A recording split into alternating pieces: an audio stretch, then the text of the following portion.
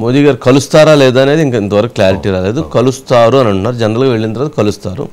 కలిస్తే ఇప్పుడు జరుగుతున్నటువంటి ఏదైతే గ్యాప్స్ ఏర్పడినాయో, ట్యాక్స్ వేశారో, వాటికి సంబంధించినటువంటి వాటి మీద డిస్కషన్ జరుగుతాయా, ఈ బంధాల మధ్య మరింత ఈ సామరస్యంగా పరిష్కారం అవుతాయా, మరింత వివాదానికి వెళ్తాయా అనేటువంటిది రేపు అక్కడికి వెళ్ళిన తర్వాత తేలుతుంది.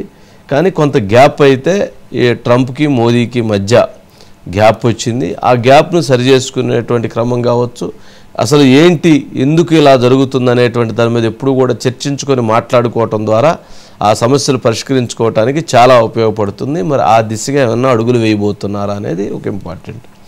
శిరీష్ ఉన్నాడా? శిరీష్, గుడ్ ఈవినింగ్ అండి. Good evening. ఏంటి మొత్తానికి అసలు భేటీ ఉందా లేదా భేటీ కాకుండా మామూలుగా ఏదైనా ఇంకో మీటింగ్, అసలు ఉద్దేశం ఏంటి, దానికి అసలు ఎజెండా ఏంటి? అంటే ప్రతి సంవత్సరం కూడా సెప్టెంబర్ నెలలో ఐక్యరాజ్య సమితికి సంబంధించిన సర్వసభ్య సమావేశం, అంటే సర్వప్రతినిధి మండలి సమావేశం జరుగుతుంది. అన్ని దేశాలకు సంబంధించిన అధ్యక్షులు కానీ ప్రధానులు కానీ ఆ సమావేశానికి హాజరవుతారు. అది అమెరికాలోని న్యూయార్క్లో జరుగుతుంది.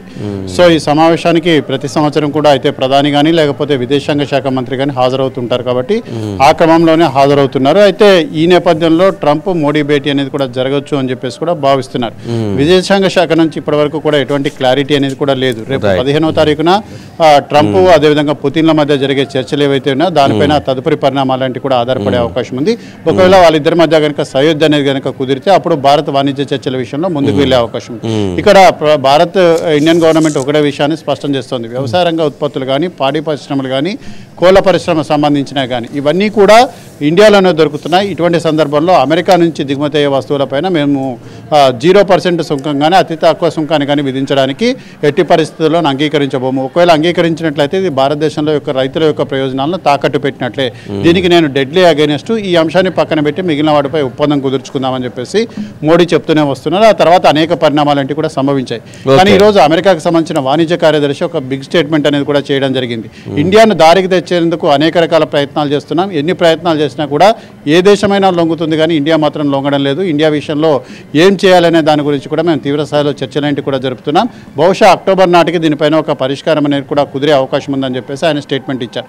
ఇది ఇలా ఉంటే ఇండియా అమెరికా విధించిన 50% సుంకానికి దెబ్బ కొట్టేందుకు దాదాపు అమెరికాతోటి మనం ఎంతవరకు అయితే ట్రేడ్ చేస్తున్నామో, ఎంత మొత్తంలో అయితే ట్రేడ్ చేస్తున్నామో అంత మొత్తం ట్రేడ్ మొత్తాన్ని కూడా ఒక 50 కంట్రీస్కు మళ్లించాలని చెప్పేసి కూడా భావించారు. దానికి సంబంధించి ఈ మొన్నటి వరకు కూడా 5 నుంచి 6 సంవత్సరాల వరకు చైనా తోటి సంబంధాలంటివి చాలా అడగంటిపోయిన పరిస్థితుల్లో మళ్ళీ తిరిగి సంబంధాలు ప్రారంభమయ్యాయి.